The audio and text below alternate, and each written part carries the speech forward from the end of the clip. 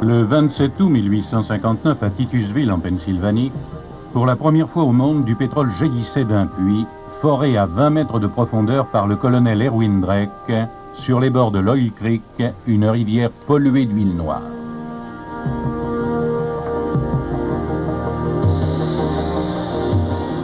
On fore à présent à plus de 4000 mètres de fond. Et 125 ans après l'exploitation artisanale de Drake, l'industrie du pétrole est devenue la première industrie de l'univers.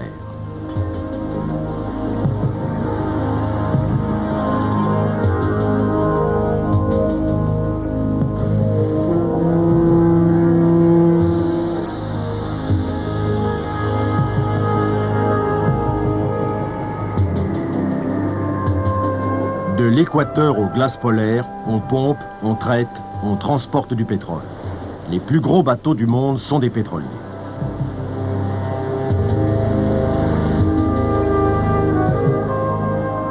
En 1900, l'or noir assurait moins de 4% des besoins mondiaux en énergie.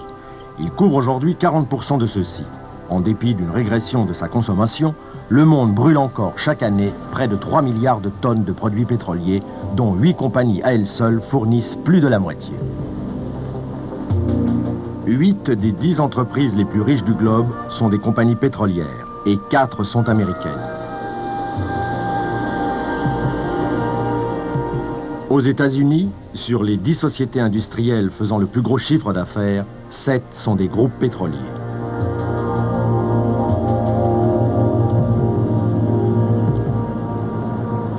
Enfin, toutes catégories confondues, la société la plus puissante du monde est Exxon, avec un chiffre d'affaires de 108 milliards de dollars par an, 168 000 employés, dont 12 000 chercheurs, répartis dans plus de 500 filiales, elles-mêmes implantées dans 100 pays. En 1982, les bénéfices d'Exxon ont dépassé les 4 milliards de dollars.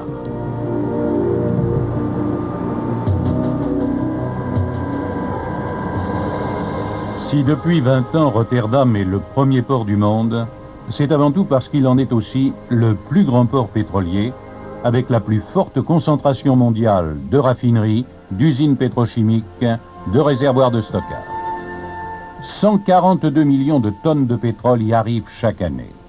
Ces cuves géantes peuvent entreposer 33 millions de tonnes de produits pétroliers et ces raffineries traiter 100 millions de tonnes de brut.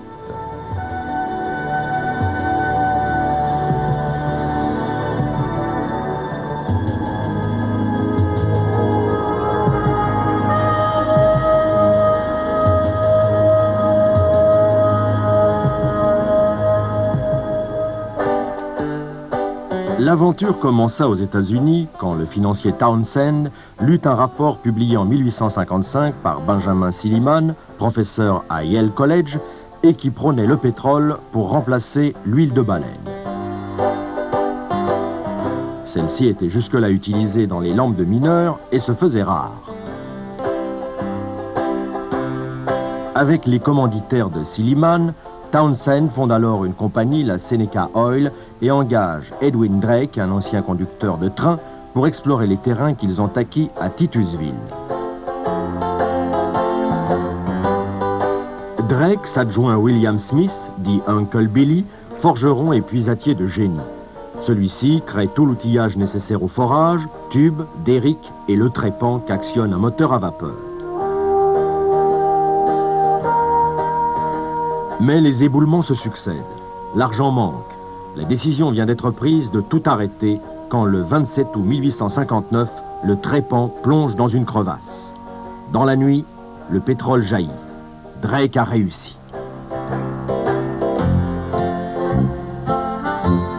La nouvelle de la découverte de Drake déclenche une vraie ruée vers l'or noir.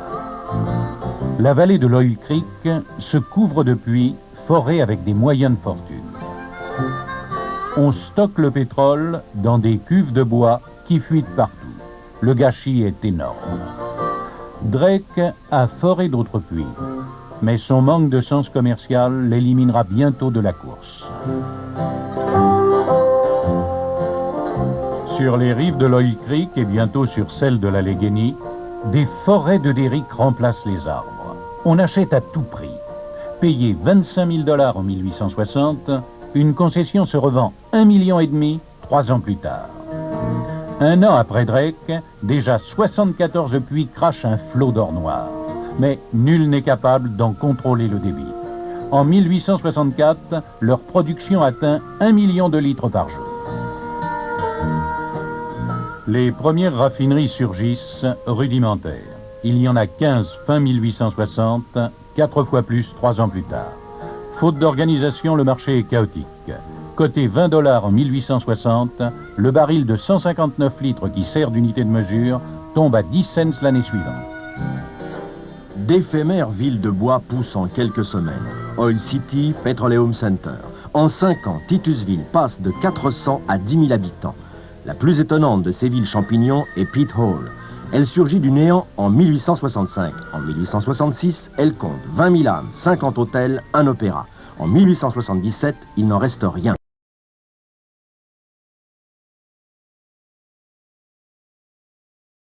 Et la seule sentence, c'est la mort, clame Drake. Pour forer encore plus vite, le colonel Roberts invente en 1865 une torpille bourrée de nitroglycérine qu'on lâche dans le tube de forage. Explosant en fin de course, elle fissure les roches trop dures. Roberts fera fortune.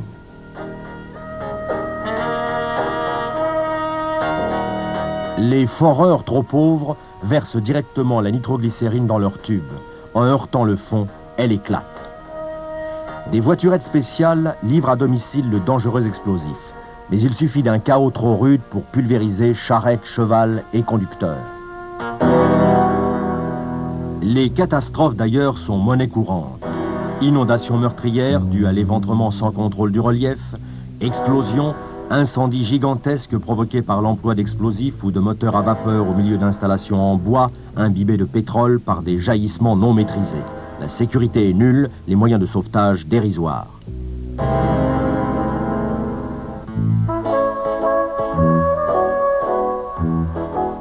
Malgré les fluctuations et l'anarchie de ses prix, le pétrole compte ses premiers millionnaires en dollars dès 1865. L'un des plus pittoresques est le pseudo-colonel Carter, un simple tailleur que l'or noir a enrichi en quelques années. Depuis 2 ans, la voie ferrée relie Cleveland, capitale de l'or noir, au réseau de l'Est. Elle traverse toute la zone du pétrole et sur son tracé pousse les raffineries. Mais une rude concurrence menace ces wagons-citernes en bois. En 1865, Samuel Van Sickle construit le premier oléoduc du monde qui relie Pitt Hall au chemin de fer et débite 13 000 litres à l'heure. D'autres industriels l'imitent. Un réseau de pipelines couvre la région, se prolonge bientôt jusqu'aux raffineries, malgré les sabotages et les attaques des camionneurs menacés de chômage.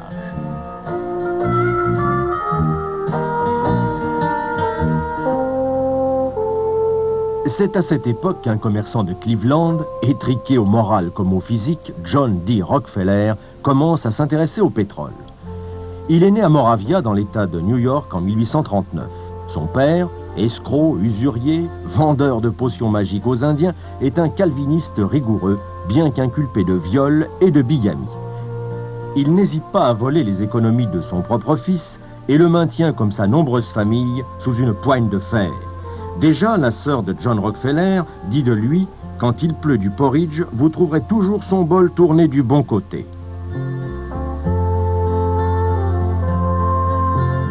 À 13 ans, il quitte l'école et débute comme livreur dans les rues de Cleveland avec une charrette à bras. Sa seule distraction est l'église. Sa vie durant, il fera don de 10% de ses gains aux œuvres pieuses. À 16 ans, il est comptable à $600 par an chez des courtiers en grains. Ses patrons lui refusant une augmentation, il emprunte $1000 et fonde sa propre affaire. Il s'occupait de négoces en général dans la région de Cleveland, en Ohio. Il vendait du blé. C'était un commerçant né. Il comprit vite ce qu'allait devenir le pétrole dans ce pays et dans le monde. Et il se lança dans la course avec une seule idée, contrôler tout ce qu'il pouvait. Avec 2 associés, Clark et Andrews, il ouvre une raffinerie, en rachète d'autres. La guerre de sécession leur fait gagner beaucoup d'argent. Les fûts en bois coûtent cher. Rockefeller crée sa propre tonnellerie, économise ainsi $1,50 sur chaque tonneau. Mais il a contracté $100 000 de dettes. Affolé, Clark vend ses parts, Rockefeller les lui rachète aux enchères. Il emprunte encore et devient le plus gros raffineur de Cleveland. Les secteurs dont il voulait se rendre maître étaient le raffinage et la distribution. Pour y parvenir, il lui fallait d'abord prendre le contrôle du transport du pétrole des puits aux raffineries. Très tôt, il comprit que dominer les chemins de fer, c'était dominer la situation. Rockefeller s'associe avec Henry Flagler, très lié aux chemins de fer.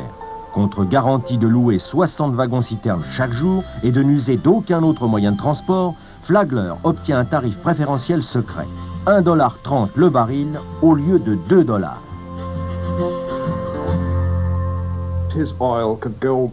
Le transport par train de son pétrole lui coûtait moitié moins cher qu'à ses rivaux. Rockefeller étendait son empire en cassant les prix pour écraser ses concurrents et les mettre à sa merci. Il ira même jusqu'à ruiner son propre frère Frank, coupable de s'être associé à un adversaire. Les chemins de fer aidaient ainsi efficacement Rockefeller à écraser ses concurrents, à les éliminer, à les acculer à la faillite, de telle sorte qu'ils pouvaient alors racheter à bas prix leurs entreprises. Il disait aux compagnies, « Je vous garantis un fret très important, mais je veux un tarif très bas. » Les chemins de fer acceptaient. Rockefeller leur ôtait tout souci de chercher eux-mêmes des chargements. En revanche, lui payait le transport de son pétrole beaucoup moins cher que ses concurrents. C'était un atout énorme pour lui. Il obtint même des avantages encore plus diaboliques. Non seulement lui payait moins cher, mais il persuada les chemins de fer de surtaxer les chargements des petits producteurs. Le 10 janvier 1870, 7 ans après ses débuts, Rockefeller fonde la Standard Oil Company, une société par action au capital d'$1 million dont il s'octroie 27% des parts. Rockefeller force alors les compagnies ferroviaires ruinées par une concurrence insensée à adhérer à un cartel clandestin des grands raffineurs qu'il contrôle. Il obtient d'elles d'énormes rabais occultes. Le scandale éclate, l'État dissout le cartel, impose l'égalité des tarifs. Trop tard, en 3 mois, Rockefeller a ruiné nombre de producteurs et mis la main sur 22 des 25 raffineries de Cleveland, le quart du potentiel américain. La Standard Oil Company ne s'intéressait pas seulement au raffinage ou au transport. C'était ce qu'on pourrait appeler une société intégrant toutes les phases de l'activité pétrolière, du producteur au consommateur. Dès 1865, Rockefeller a envoyé son frère William à New York pour y organiser les exportations vers l'étranger, ainsi qu'un réseau national de distribution. Les camions de la Standard Oil parcouraient le pays, vendant des produits pétroliers. Ça ne s'était jamais fait auparavant. Rockefeller créa ainsi un réseau dense qui écoulait son kérosène, son essence et le reste.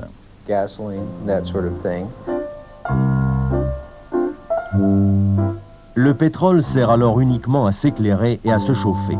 Son usage s'est universellement répandu, mais jusqu'à l'aube des années 1880, tout le pétrole consommé dans le monde est américain.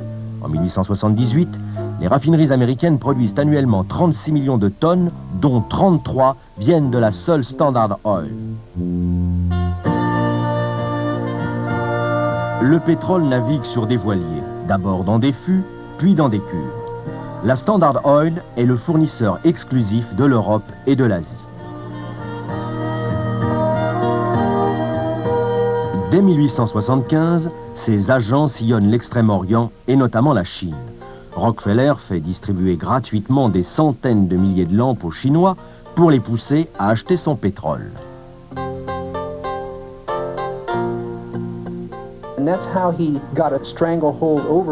C'est ainsi que Rockefeller étrangla tous ses concurrents l'un après l'autre. Il ne s'attaquait pas seulement aux autres raffineurs, mais à tous ceux qui touchaient au pétrole en Amérique. Il ne les dupait même pas. Il leur disait « Voici mes livres, je vous offre une participation dans ma société en échange de vos propres avoirs. Si vous êtes malin, vous sauterez sur mon offre. » Et curieusement, beaucoup acceptaient de bon gré et lui vendaient leur affaire à un prix intéressant.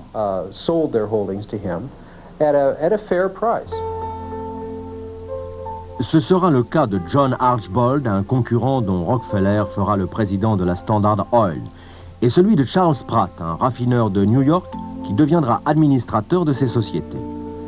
Ces ralliements restent secrets. Les nouveaux partenaires de Rockefeller s'infiltrent chez l'adversaire pour mieux le torpiller. Puis, ils deviennent les administrateurs des sociétés qu'ils multiplient pour tourner les lois anti-cartel de certains États. Entre autres, la célèbre Standard Oil of New Jersey, créée en 1882.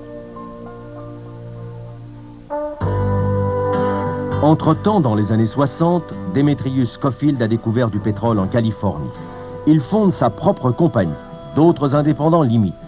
Rockefeller les attaque sur leur terrain, y pratique un dumping effréné, acquiert d'énormes gisements situés sous Los Angeles.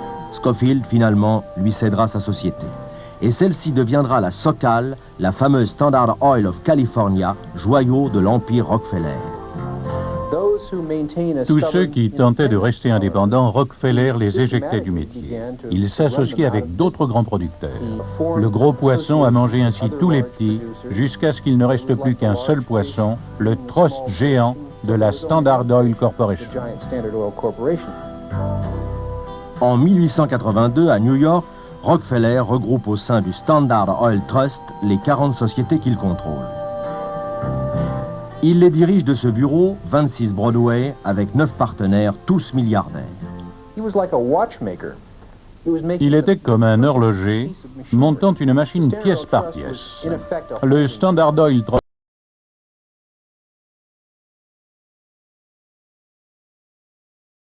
vaste réseau de filiales, les administrateurs de son trust, et il leur distribua le pouvoir. C'était comme un gouvernement invisible.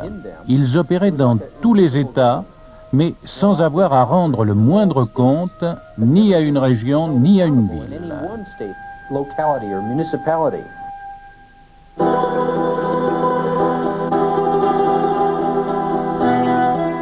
C'est d'une ville russe moyenâgeuse et quasi inconnue sur les bords de la mer Caspienne, Bakou, que va surgir la première menace contre l'orgueilleux empire mondial de la Standard Oil. En 1870, des pionniers américains y ont pratiqué des sondages. À 35 mètres de fond, l'or noir jaillit. La région baigne dans le pétrole. Le tsar réquisitionne alors toutes les terres disponibles et les met aux enchères. Leur vente lui rapportera 6 millions de roubles or. L'exploitation commence intensivement. Le gâchis est dément. Des millions de tonnes de pétrole s'écoulent sur le sol ou se déversent dans la mer. D'effroyables incendies ravagent quotidiennement les gisements. Les premiers producteurs sont de riches Arméniens, des Tartares, des Caucasiens, qui gaspillent leurs fabuleux profits en palais et en fêtes. Le plus extravagant, le plus fastueux est l'Arménien Alexandre Mantatchev. L'or lui coule des doigts, rien n'est trop cher pour lui. Femmes, bijoux, palais, chevaux. Ces haras sont aussi célèbres que ces orgies crapuleuses qui durent des jours entiers.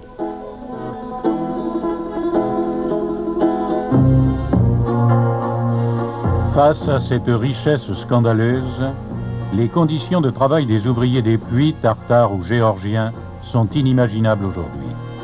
Beaucoup sont des serfs, mais même les travailleurs libres, comme l'oncle de Staline ou le futur ministre soviétique Mikoyan, sont traités comme des bêtes de somme. Mal nourris, travaillant 16 heures par jour, ils sont en plus contraints de dépenser leur misérable salaire dans les magasins appartenant à leur employeur.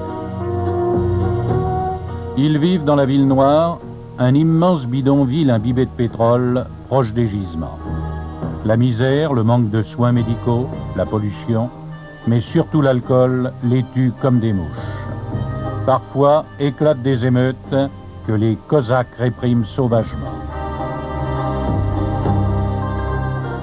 Mantatchev lui-même n'échappe que de justesse à un de ces pogroms. En 1885, il a formé à Bakou un jeune ingénieur arménien qui jouera un rôle capital dans la saga du pétrole, Calouste Gulbenkian. Dès l'origine, des Suédois, les frères Nobel, fils du célèbre inventeur, se sont intéressés au pétrole russe. Ils ont acquis d'énormes concessions à Bakou et créé sur place leur propre raffinerie.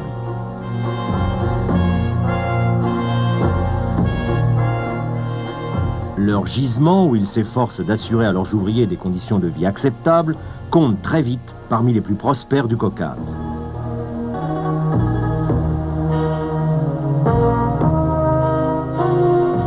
Dans leur raffinerie, ils traitent le brut qu'ils produisent ou achètent, mais aussi celui de tous leurs concurrents. Alfred, le chimiste de la famille, a en effet mis au point un procédé efficace pour débarrasser le pétrole russe de son soufre. Reste à acheminer leur production. En multipliant les pots de vin, les Nobel ont réussi à accaparer la totalité des wagons-citernes disponibles en Russie. Ils font alors construire un oléoduc qui relie Bakou au terminus de la voie ferrée où on charge le pétrole sur leur train.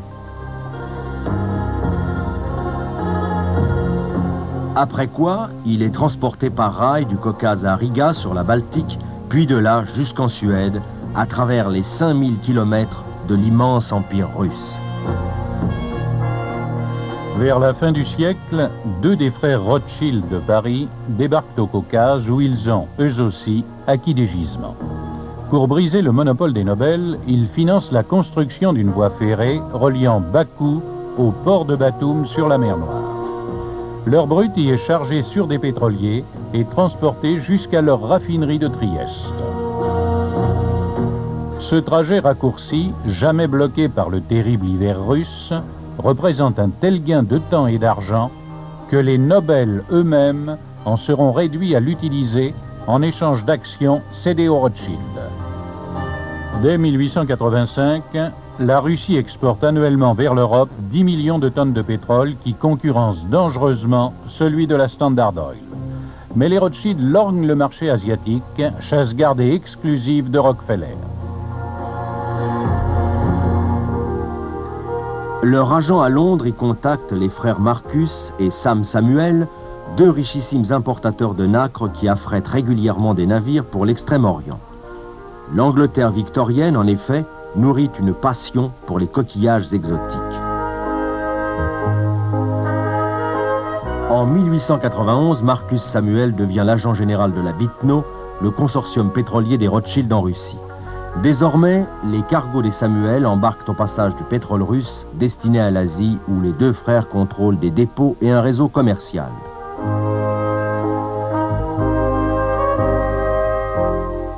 La même année, les Samuel mettent en chantier 9 vrais pétroliers.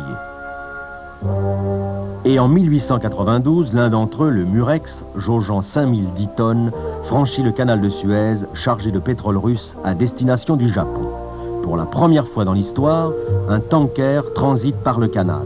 La Standard Oil a vainement remué ciel et terre pour lui en faire refuser l'autorisation. Comme emblème de leur flotte, les Samuel ont choisi le coquillage qui a fait leur fortune. Ainsi naît la Shell.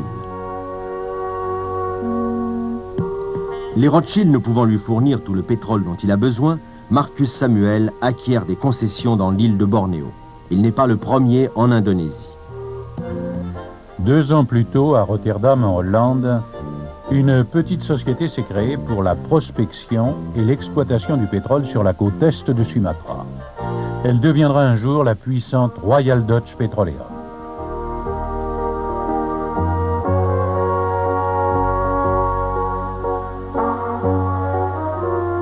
Son fondateur, August Kessler, fait aussitôt entamer les forages. En 1892, après des débuts décevants, sous un climat terrible, le pétrole jaillit enfin. Kessler construit un pipeline et une raffinerie dont il écoule la production sur le marché asiatique, s'attirant lui aussi les foudres de la Standard Oil. En 1896, Kessler engage comme directeur des ventes un comptable de 30 ans qui travaille depuis 1888 dans une banque hollandaise d'Indonésie et va révéler un sens génial des affaires, Henri Deterding. En 1900, miné par le climat et une série d'échecs, Kessler meurt. Il a confié la direction de sa société à Deterding. Les Rothschild, qui ont jaugé celui-ci, acquièrent 10% des parts de la Royal Dutch. Entre-temps, de son côté, Marcus Samuel a mis en production sa concession à Bornéo et bâti une raffinerie à Balikpapan. De plus en plus gêné par cette concurrence, Rockefeller lui fait une offre de rachat en 1897. Samuel la refuse.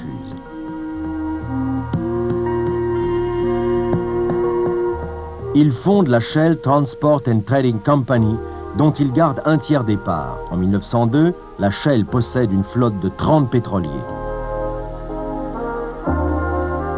Mais cette apparente prospérité masque de graves difficultés. En 1900, Samuel a passé contrat avec la Gulf au Texas qui s'engage à lui livrer annuellement 100 000 tonnes de pétrole pendant 20 ans au même prix. La Gulf ne peut tenir parole, le contrat est résilié. Pour Samuel, en train de disputer le marché allemand à Rockefeller et à Deterding, c'est un désastre. D'autant qu'il perd aussi beaucoup d'argent avec ses puits de Bornéo. Le pétrole qu'il en tire, trop chargé en soufre, est impropre à la fabrication du kérosène pour l'éclairage.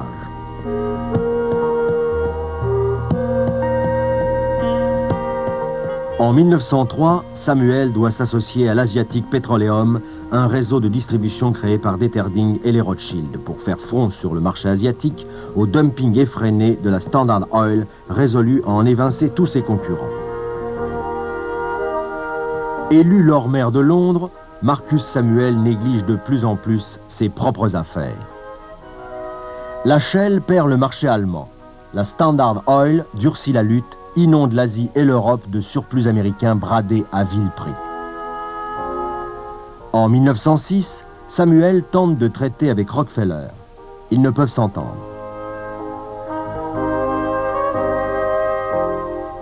Aux abois, l'ex-maire de Londres est forcé d'accepter les dures conditions de Deterding. Pour la pâter, celui-ci lui offre de lui racheter la moitié de ses parts, une demi-fois plus cher qu'elle ne cote en bourse.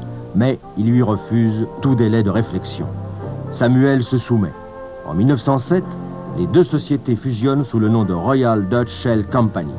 40% des parts vont à Samuel et aux propriétaires anglais de l'ex-Shell, 60% la part du Lion, aux Hollandais de l'ex-Dutch et notamment à Arthur Kessler, fils de son fondateur. Les bilans de chaque société ont montré que la groupe Royal Dutch allait apporter à la combinaison 60% des bénéfices, le groupe Shell 40% des bénéfices. Deterding a dû demander la permission des Rothschild à Paris pour cette combinaison. Les Rothschild avaient 10% des titres Royal Dutch, mais ils ne voulaient pas être nommés.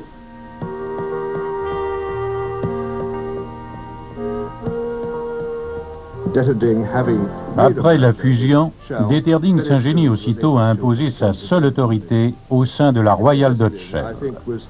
Il a sûrement été le plus intelligent et le plus rusé de tous les magnats du pétrole. Il avait une connaissance des marchés mondiaux que Marcus Samuel ne possédait pas. Deterding va bientôt recueillir les fruits de sa géniale combinaison. L'année précédant la fusion, Marcus Samuel a acquis d'importants intérêts en Roumanie, où depuis des générations, les paysans de Ploesti extraient du pétrole artisanalement.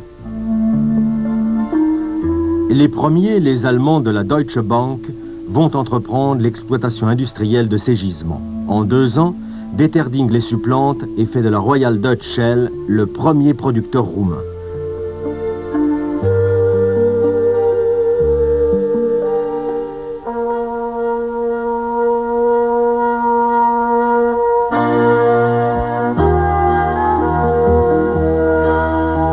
Deterding projette alors de fonder avec la Deutsche Bank et les Rothschild la première multinationale du pétrole. Il rêve même d'y associer la Standard Oil. Un tel cartel dicterait ses lois sur le marché mondial du pétrole. Mais Rockefeller craint que cette entente où les Européens seraient majoritaires soit un cheval de Troie conçu par Deterding pour pénétrer sur ses propres chasses gardées.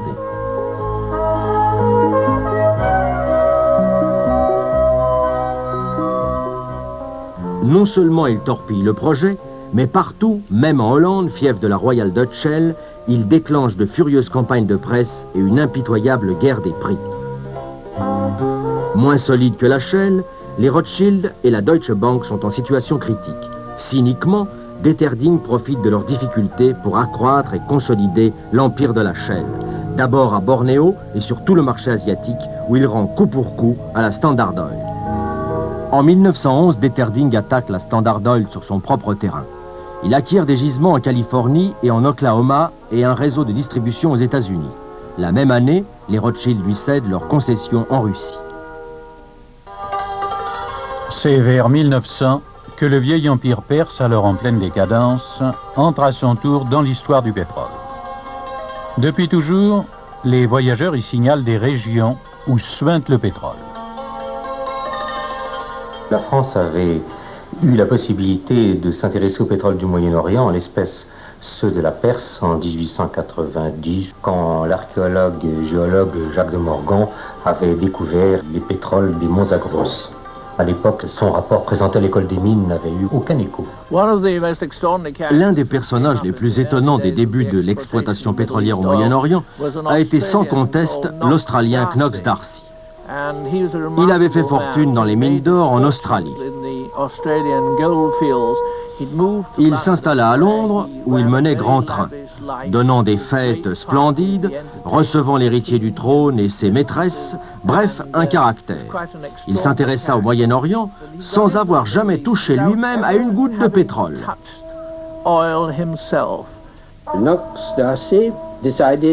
Knox Darcy décida de financer des recherches pétrolières parce que le général iranien Ketajib l'avait informé qu'il se croyait assez influent pour lui faire octroyer une concession par le Shah de Perse.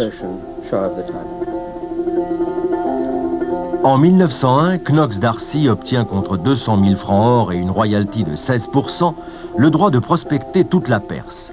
Il y expédie une équipe commandée par le géologue George Reynolds. Les recherches vont durer 6 ans.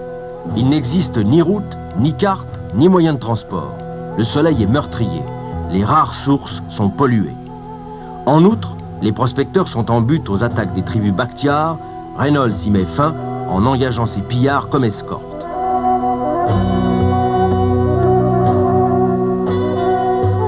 On creuse inlassablement dans la région de Chiasourk.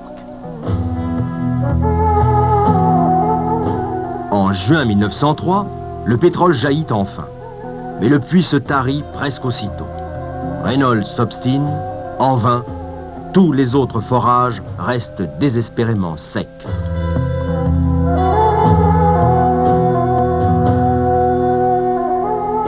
Reynolds décide alors de prospecter la région de Chardin dans le sud-ouest. Toujours sans aucun résultat. Fin 1906, il émigre vers les collines de Maïdan Inaftoun.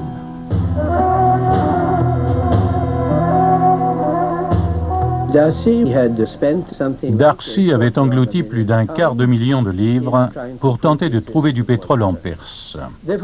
Il lui fallait de l'argent frais pour pouvoir continuer. Il sollicita les Rothschild, mais ceux-ci, déjà engagés ailleurs, ne s'intéressaient pas à la Perse. On pousse alors Darcy à s'associer avec la Burma Oil Company. En fait, celle-ci visait surtout à protéger ses propres intérêts aux Indes contre une concurrence éventuelle du pétrole perse. En Perse, toujours aucun résultat. Fin 1907, Darcy, ruiné, ordonne à Reynolds de tout stopper. Le géologue obtient d'achever le forage en cours. Et c'est le miracle, le pétrole jaillit à Masjid-i-Suleyman.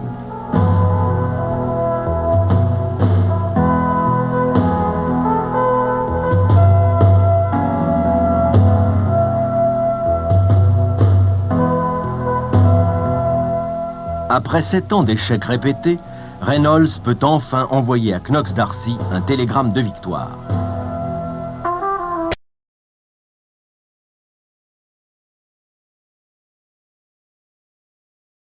A provoqué une révolution que mesurent quelques chiffres. Daimler invente le moteur à explosion en 1883. 10 ans plus tard, la France compte 200 voitures. 3 000 en 1900, 53 000 en 1910, 107 000 en 1914. Les courses d'auto deviennent des événements. Le raid Paris-New York de 1910 marque leur triomphe.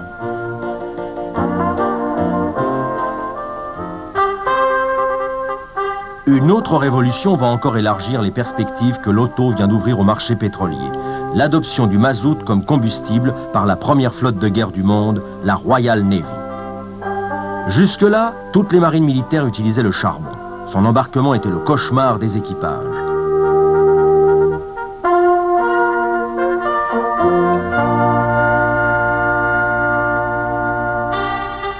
C'est l'amiral Fisher, nommé premier lord de l'amirauté en 1907, qui, malgré ses détracteurs, va imposer cette brutale reconversion, soutenue par un jeune ministre promis un prestigieux avenir, Winston Churchill.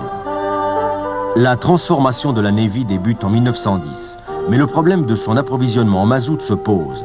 La découverte de pétrole en Perse tombe à pic. Le gouvernement anglais pousse Darcy ruiné à fusionner avec la Burma Oil. Ainsi naît en 1909 l'Anglo-Persian Oil Company. Son président, Lord Strathcona, et son directeur, Lord Greenway, viennent tous deux du Foreign Office. Quant au pauvre Knox Darcy, il sera bientôt définitivement évincé. Société anglaise à 100%, l'Anglo-Persian reçoit mission de fournir la Navy en mazout. En cas de guerre, l'Angleterre ne veut pas que le ravitaillement de sa flotte puisse dépendre d'une compagnie étrangère, même partiellement comme la Shell. En mai 1914, devenu à son tour ministre de la Marine, Churchill fait acheter par l'amirauté pour 2 millions de livres 51% des parts de l'Anglo-Persian, dont elle prend ainsi le contrôle. Shell viewed with some alarm.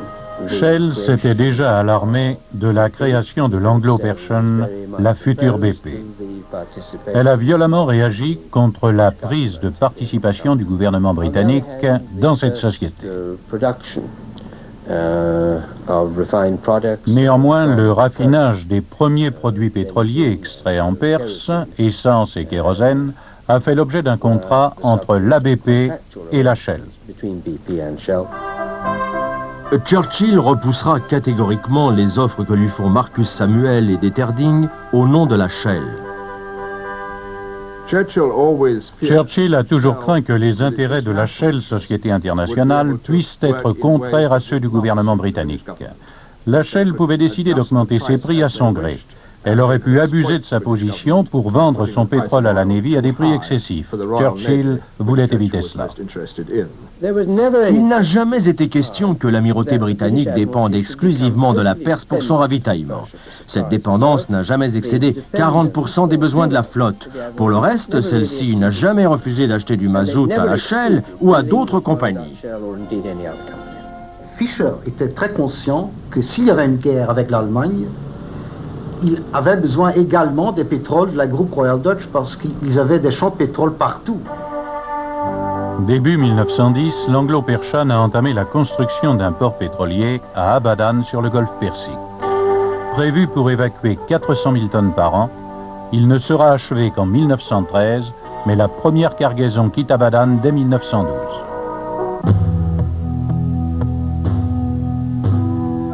En même temps, un pipeline long de 200 km est mis en chantier pour relier les puits de Majid Sulayman à Abadan. Pour acheminer jusqu'au gisement le ravitaillement et le matériel nécessaire, on percera des routes à coups de dynamite à travers les montagnes infestées de pillards.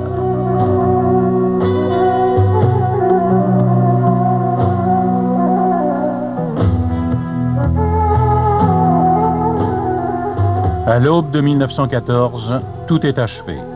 La production des champs de pétrole perse atteint déjà 89 000 tonnes par an.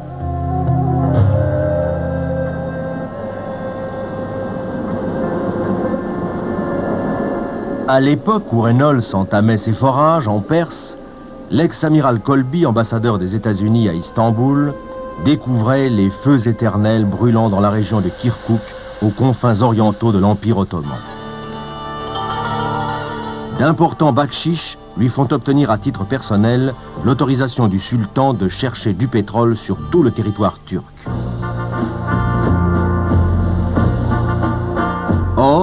Dès 1903, l'empereur d'Allemagne Guillaume II s'est fait concéder la construction d'une voie ferrée baptisée Bagdad-Bahn qui reliera Berlin à Bassora à travers tout l'Empire ottoman. La Deutsche Bank financera les travaux. En contrepartie, elle exploitera tous les gisements pétroliers découverts sur le tracé du Bagdad-Bahn. Les Anglais s'inquiètent, cette pénétration allemande en Turquie menace la route des Indes.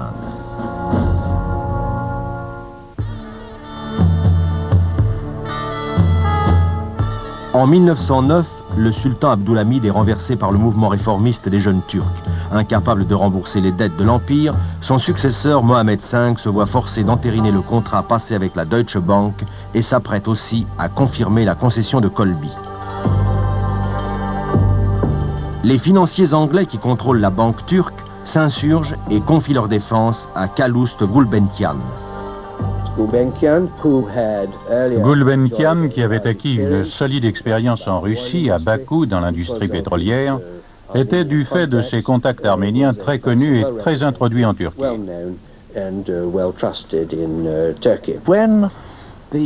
Quand Anglais et Allemands s'affrontèrent à propos des gisements pétroliers qui pouvaient exister en Mésopotamie et sur le point de savoir qui allait les contrôler, Gulbenkian s'interposa et leur dit « Laissez-moi tenter de vous mettre d'accord ».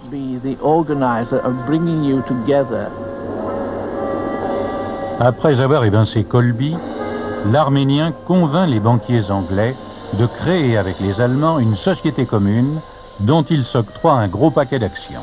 Il en cède aussitôt les 2/3 à la chaîne. Fureur de Churchill. L'anglo-persian que contrôle le gouvernement britannique doit avoir sa part du gâteau. L'Angleterre exerce alors un tel chantage militaire et financier sur les Turcs qu'en mars 1914, l'anglo-persian entre dans le consortium qui va devenir la Turkish Petroleum Company. Banquiers anglais contrôlant la banque turque et anglo-persian y détiennent 50% des parts. La Deutsche Bank 25% et la Royal Dutch Shell 25%. Gulbenkian fait transférer à la Turkish Petroleum le droit d'exploiter tous les champs de pétrole que traversera le Bagdad-Bahn dans l'Empire ottoman.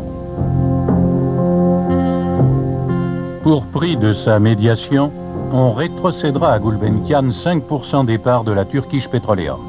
Désormais, on ne nommera plus l'Arménien que Monsieur 5%. L'aube du XXe siècle voit se tarir le pétrole en Pennsylvanie.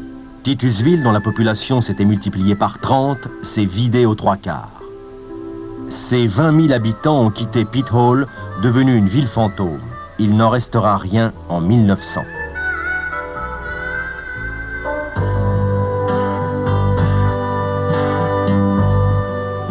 Les pionniers émigrent vers le sud et commencent à prospecter la côte texane. Le 10 janvier 1901, d'un puits foré à Spindletop par le capitaine Lucas, jaillit le plus haut jet de pétrole de l'histoire.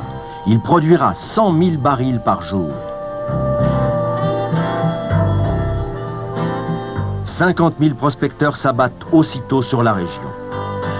Les derricks y poussent si serrés qu'en 20 mois, le gisement de Spindletop sera mis à sec.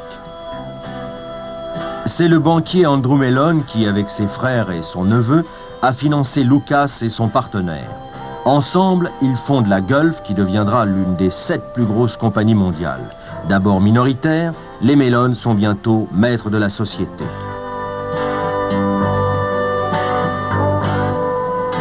Autre société qui fera partie des 7 grandes, la Texaco naît au Texas à la même époque. Son essor est fulgurant. Son fondateur, Joe Cullinam, un simple prospecteur, a débuté avec $50 000. À court d'argent, ses associés et lui font appel à des financiers comme John Gates et Walter Sharp, qui peu à peu les évincent et prennent la direction de la compagnie.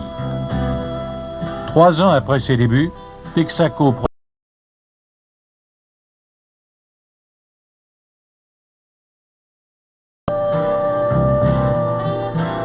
À côté de ces géants prospèrent quelques magnats indépendants. Règne sur un empire qui pèse 660 millions de dollars or. Le Standard Oil Trust contrôle 70 sociétés, 100 pétroliers, 150 000 km d'oléoducs, traite 84% du brut aux États-Unis et raffine 35 000 barils d'essence par jour. Le Standard Oil Trust était devenu pour le public l'incarnation même du développement dévastateur, du capitalisme triomphant, dévorant, moralement injustifiable. Ce n'était plus qu'une machine à faire de plus en plus d'argent. Ces abus étaient scandaleux. Le Standard Oil Trust achetait les politiciens, entretenait des relations étroites et inacceptables avec le président McKinley, dont l'administration était à ses ordres. On disait que le gang de la Standard Oil contrôlait cette administration, la soudoyait. L'opinion commença à considérer le trust comme un chancre, un cancer qui infectait tout le gouvernement américain. Jamais on n'avait vu une telle accumulation de pouvoir et d'argent dans ce pays, ni même dans le monde.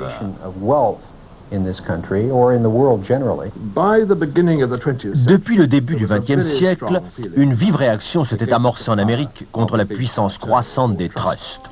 Rockefeller était l'homme le plus riche d'Amérique. Le monopole qu'il détenait sur le pétrole était devenu un vrai problème politique. Trop de gens en dépendaient. Dès lors, les politiciens furent forcés de le briser. Le 15 mai 1911, au terme de 20 procès qui ont duré 7 ans, la Cour suprême des États-Unis décrète la dissolution du Standard Oil Trust. Il éclate en 34 sociétés. Le Standard Oil Trust a été fractionné en plusieurs groupes, mais ceux-ci ont continué à opérer ensemble. Leurs gros actionnaires étaient les mêmes, et ils gardaient les mêmes intérêts. Bien des gens ont prétendu que la puissance de l'ensemble est restée aussi grande après qu'avant la dissolution.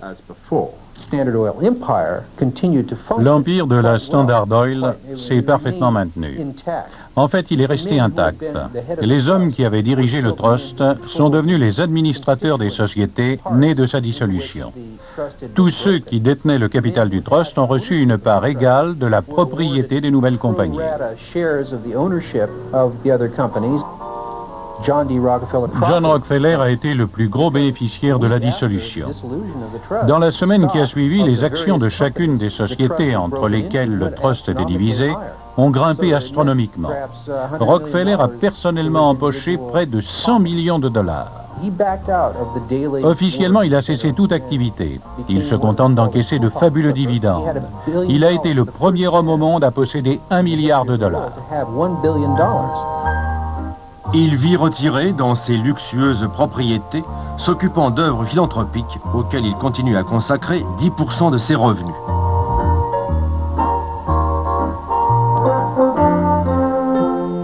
Cet impitoyable rapace, qui s'est transformé en débonnaire grand-papa gâteau, vivra paisiblement jusqu'à 98 ans.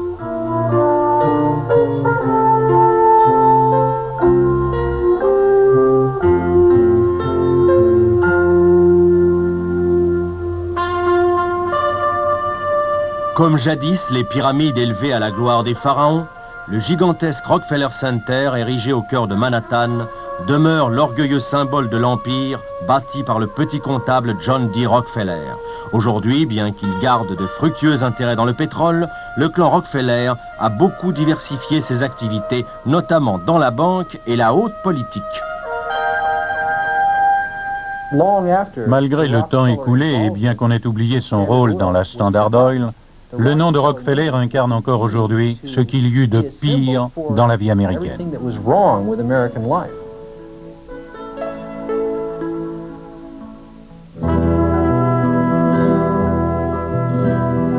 Si le Moyen-Orient possédait ces feux éternels, révélant la présence de l'or noir, certaines régions côtières du Mexique abondaient en chapopoteras, ces mares boueuses à la surface desquelles crèvent des bulles de gaz et de pétrole.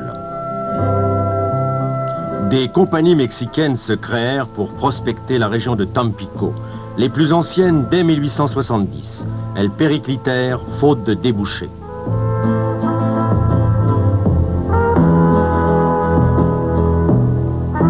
Vingt ans plus tard, un cheminot américain, Edward Doheny, associé à un épicier Canfield, entame des forages en Basse-Californie. Au bout de 2 ans, ils trouvent un gisement. Tous deux deviennent milliardaires. En 1900, on leur signale à Ébano, près de Tampico, des terres trop huileuses, même pour l'élevage. Pour 300 000 $, Doheny en achète 90 000 hectares. Longtemps, il fore en vain. Mais en avril 1903, pour la première fois au Mexique, du pétrole jaillit de ce puits du Cerro de la Pez. Il donnera 1500 barils jour durant 22 ans. Toute la région se creuse de forage, beaucoup encore en activité aujourd'hui. Doheny, qui a constitué une Mexican Oil Company, bâtit la première raffinerie mexicaine, des cuves de stockage, tout un village autour de l'église qu'a réclamé son épouse. Les vieux bâtiments du centre d'exploitation sont encore en service. En 1907, la société de Doheny devient la Huasteca Petroleum Company. Le dictateur Porfirio Díaz gouverne alors le Mexique qu'il rêve de moderniser. Porfirio Díaz, pour attirer les capitaux étrangers, avait édicté une série de lois accordant des exemptions fiscales et de grandes facilités d'importer du matériel. Porfirio Díaz avait assujetti les pétroliers à un simple droit de timbre qui ne rapportait rien au gouvernement mexicain. Ceci pour aider au développement de l'industrie. Doheny en profite pour prospecter et acquérir de nouveaux gisements. Ils se révéleront fabuleux. Un ingénieur anglais, Woodman Pearson, chargé de la construction d'une voie ferrée à travers le Mexique, va lui aussi profiter des conditions exceptionnelles consenties par Díaz aux compagnies étrangères. Informé des succès obtenus par Doheny à Ébano, Pearson rentre en Angleterre, y collecte des capitaux et revient au Mexique où il se lance à son tour dans la prospection pétrolière de la zone de Huasteca. Le résultat dépasse toutes ses espérances. Pearson multiplie les centres d'exploitation, les raffineries, les dépôts, construit des quais d'embarquement. En 1907, sa compagnie, l'Aguila Petroleum, est la plus puissante du Mexique grâce à la protection de Díaz. Porfirio Díaz privilégiait l'Aguila parce qu'un de ses fils était au service de Pearson. Dans les zones pétrolières, la propriété du sol était mal établie. Depuis la nuit des temps, elle se transmettait de père en fils sans qu'aucun titre juridique l'établisse indiscutablement. L'arrivée des compagnies provoqua une régularisation de la propriété, en leur seule faveur évidemment, dès qu'elles convoitaient un terrain. Certaines compagnies recrutent même des tueurs.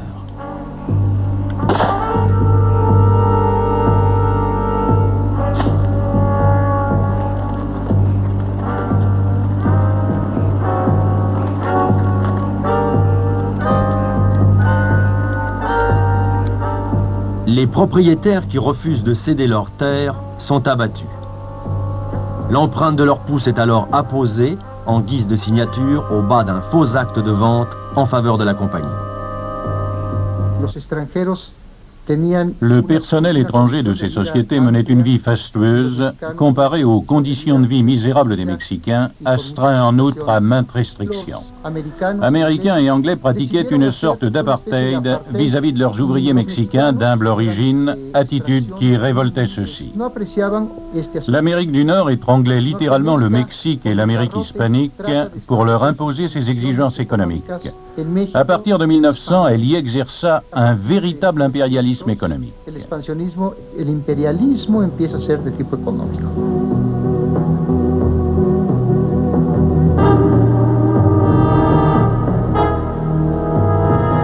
La sécurité dans les exploitations est inexistante. Explosions et incendies de puits y sont fréquents et souvent meurtriers, sans que les victimes puissent espérer la moindre indemnisation. Non seulement les compagnies pétrolières ne paient aucun impôt, mais elles fixent à leur gré salaire et conditions de travail.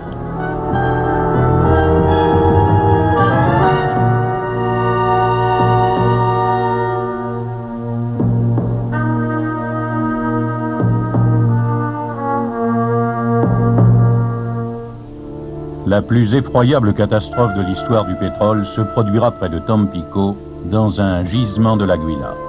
Dans la nuit du 4 juillet 1908, le puits de Dos Bocas explose. On ne saura jamais pourquoi.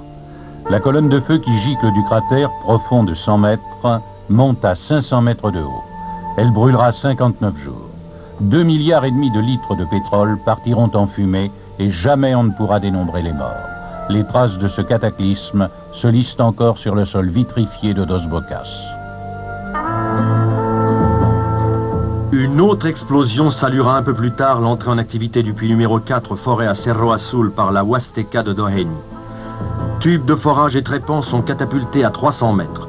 Le pétrole jaillit à 200 mètres de haut, retombe en pluie à 3 km à la ronde. En 4 jours, son débit atteindra 261 000 barils par jour. Le Cerro Azul numéro 4 est le plus vieux puits du monde encore en activité. Il a produit plus de 4 milliards de barils depuis l'origine. Au début du XXe siècle, les Américains commencèrent à critiquer violemment Porfirio Diaz. Ils n'appréciaient pas sa politique protectionniste vis-à-vis des États-Unis, alors qu'il pratiquait le libre-échangisme avec l'Europe.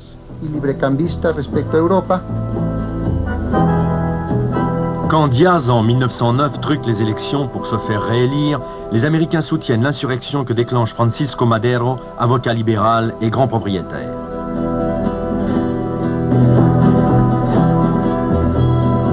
Après un an de combat, la révolution triomphe, renverse Diaz, porte Madero à la présidence du Mexique.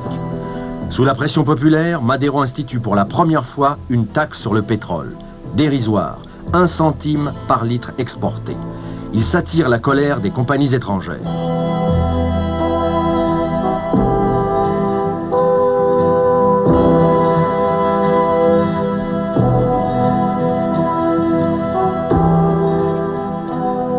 Lâché par les États-Unis, Madero est renversé et assassiné en 1913 par son chef d'état-major, le général Huerta, qui prend sa place. 18 mois plus tard, Huerta est chassé à son tour. Le Mexique sombre dans une guerre civile qui épargnera toutefois les exploitations pétrolières. Mais un cataclysme autrement grave menace l'Europe en ce mois de juillet 14. C'est au bouleversement qu'il amènera dans l'histoire du pétrole que sera consacrée notre prochaine émission.